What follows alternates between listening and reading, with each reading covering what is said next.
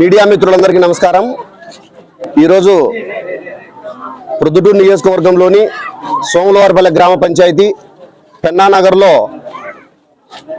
తెలుగుదేశం పార్టీలో ఇదివరకు పనిచేస్తూ ఉండేటువంటి అలీషేరు అదే మాదిరి జిలాన్ వీళ్ళతో పాటు సుమారు ఒక 40-50 మంది యువకులు వాళ్ళ కుటుంబ సభ్యులు వాళ్ళ బంధుమిత్రులు అందరూ కూడా తెలుగుదేశం పార్టీలో పనిచేస్తూ ఉండి ఇదివరకు ఇప్పుడు వైఎస్ఆర్ కాంగ్రెస్ పార్టీలో రాచమల్లు నాయకత్వాన్ని బలపరుస్తూ జగనన్న తిరిగి ముఖ్యమంత్రి కావడానికి వైఎస్ఆర్ కాంగ్రెస్ పార్టీ కండువా కప్పుకొని వైఎస్ఆర్ కాంగ్రెస్ పార్టీలో చేరడం చాలా ఆనందంగా ఉంది। ఇదివరకే సోములవారిపల్లె గ్రామ పంచాయతీలో తెలుగుదేశం పార్టీ వెంటిలేటర్ మీద ఉంది। ఆ వెంటిలేటర్ నుంచి తప్పించే పరిస్థితికి పోతా ఉంది రోజు రోజుకు సోములవారిపల్లె గ్రామ పంచాయతీలో।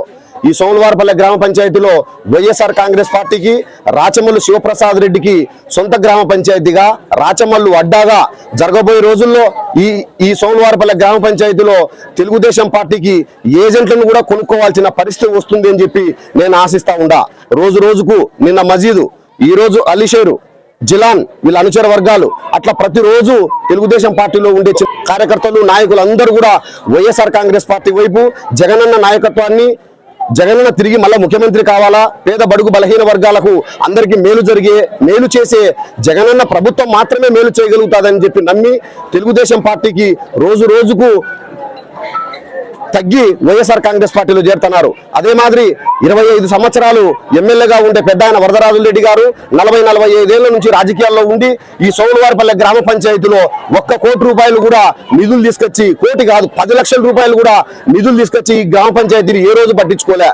కాబట్టి ఇవన్నీ గమనించే మరీ ముఖ్యంగా ఈ పెన్నానగర్ కూడా ఏ రోజు కూడా ఈ ఎలక్షన్ టైంలో 5 సంవత్సరాలకు ఒకసారి ఎలక్షన్ టైంలో మాత్రమే వచ్చినట్టు తప్ప ఏ కష్టకాలంలో కానీ, ఏ అభివృద్ధి విషయంలో కానీ, ఏ సంక్షేమంలో కానీ, కార్యకర్తలకు ఏ అండగా ఉండే విషయంలో కానీ తెలుగుదేశం పార్టీ పూర్తిగా బలహీనపడింది అని చెప్పడానికి ఇదే నిదర్శనం। ఇక్కడ రాచమల్లు నాయకత్వంలో municipal vice chairman Pathakota Bangareddy గారి ఆధ్వర్యంలో మేమందరం కూడా ఇక్కడ మండలాధ్యక్షులుగా, సర్పంచులుగా, ఎంపీటీసీలు, వార్డు మెంబర్లు, వైఎస్ఆర్ కుటుంబానికి సంబంధించినటువంటి కార్యకర్తలు, నాయకులు అందరం కలిసికట్టుగా ఇక్కడ రాచమల్లు అడ్డాగా మార్చి మంచి మెజారిటీ 4000 నుంచి 5000 మెజారిటీ తీసుకొచ్చేదానికి వైఎస్ఆర్ కాంగ్రెస్ పార్టీలో ఉండే కార్యకర్తలు అందరము ప్రతి ఒక్కరం ఒక్కొక్క వ్యక్తి ఒక జగనన్న లాగా తయారయ్యి ఈ సోములవారిపల్లె గ్రామ పంచాయతీలో అత్యధిక మెజార్టీతో వైఎస్ఆర్ కాంగ్రెస్ పార్టీ జెండా ఎగరవేస్తామని చెప్పి, అదే మాదిరి ఈరోజు అలీషేరు, జిలాన్ వీళ్ళకి సంబంధించిన అనుచర వర్గం అంతా కూడా 40-50 కుటుంబాలు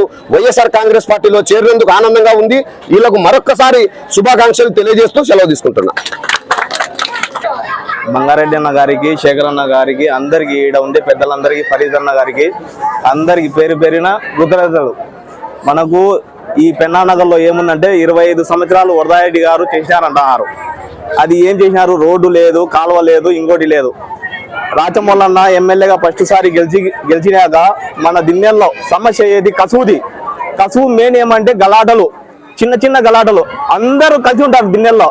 గలాట ఏడపడేది కసువు గురించి, ఇంకోటి నీళ్లు పారుతాయి ఏనా కాలువల గురించి, అదే సమస్య ఉండేది। వేరే వ్యక్తిగత కానీ ఇంకోటి కానీ కుటుంబ సమస్యలు కానీ ఏమీ లేవు దిన్నెల్లో। సమస్య అంతా నీళ్ళది, ఇంకోటి కసువుది తీరిపోయింది, రోడ్లు బాగున్నాయి। ఇంకా నెక్స్ట్ వచ్చేది కాలువలే। అందరూ శేఖరన్న ఇంకా 2.5 సంవత్సరం ఉంది ఇంకా గవర్నమెంట్ లో ఆయన ఉంటారు।